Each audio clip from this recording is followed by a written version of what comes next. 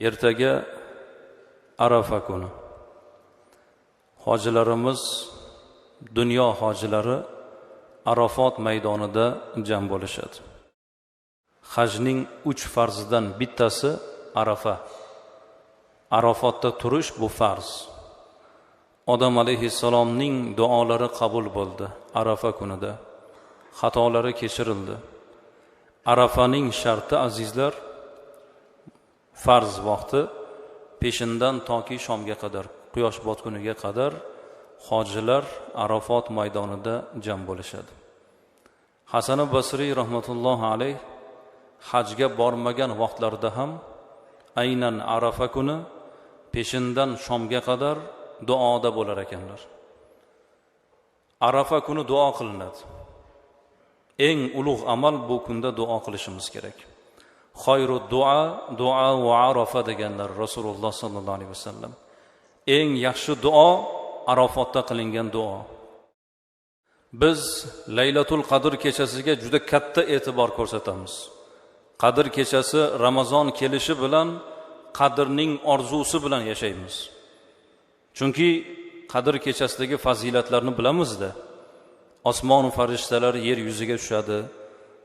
U bedorligimiz, ibodatimiz uchun qancha ajr borligini bir narsani esdan chiqarmaylik azizlar. Kechalarning eng ulug'i Laylatul Qadr kechasi bo'lsa, kunduz kunlarining eng ulug'i bu Arafa kuni. Jumadan ham, hayitdan ham, boshqa kunlardan ham eng ulug' kun 365 kun ichida Arafa kuni. Qadr kechasida qancha farishta yer yuziga tushsa, Arafa kuni ham xuddi shuncha farishta yer yuziga nozil bo'ladi.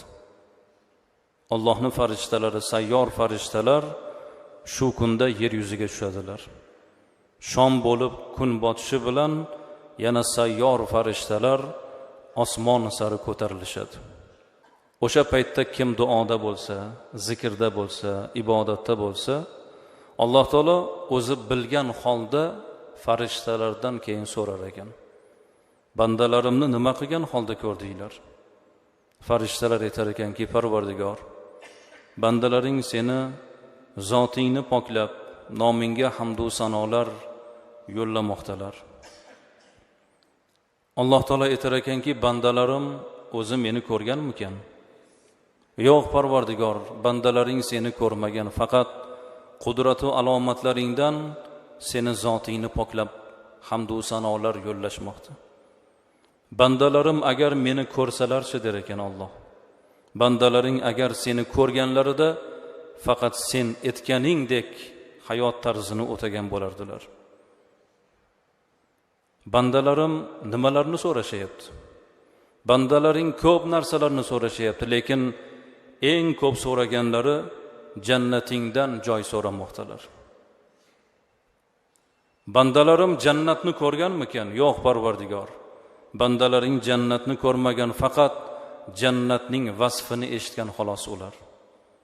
Bandalarim agar jannatni ko'rsalarchi, bandalaring agar jannatni ko'rganlarida faqat jannatiy amalni qilgan bo'lardilar. Bandalarim nimalardan panoh so'rashayapti? Bandalaring ko'p narsalardan panoh so'rashayapti, lekin eng ko'p so'ragani do'zaxdan panoh so'rashayapti. Bandalarim do'zaxni ko'rganmikan? Yo'q Parvardigor. Bandalaring do'zaxni ko'rmagan, faqat do'zaxning alami va shiddatini ular eshitgan xolos. Bandalarim agar do'zaxni ko'rsalarchi, bandalaring agar do'zaxni ko'rganlarida do'zaxiy amalni yaqiniga yo'lamagan bo'lardilar. Shunda Alloh taolo aytar ekan: Inni ushhidukum anni qad ghafartu lahum. Men sizlarni shohid qilaman. Meni zotimni poklagan, jannatdan joy so'ragan, do'zaxdan omonlik tilagan bandalarimni gunohini kechirdim. Sizlar guvoh bo'linglar der ekan farishtalarga. Shunda farishtalardan birlari aytar ekanki, Parvardigor, bularning ichida o'zini ishi bilan xizmat yuzasidan, balkim boshqa yuzasidan yurganlari bor-ku deganda Alloh taolo aytar ekanki, qavmun la yashqa jalisuhum. Qavmga ibodat bilan, yaxshilik bilan o'tirgan qavmga qo'shilib o'tirganlar ham baxtsizlik ko'rmagay, yomonlik ko'rmagay. Shuning uchun azizlar, bu kun Arafa kuni duo qiladigan kun, Allohning zotini poklaydigan kun, jannatidan joy so'raydigan kun, do'zaxdan omonlik tilaydigan kun, Alloh taologa yolvorib duo qiladigan kun bu Arafa kuni.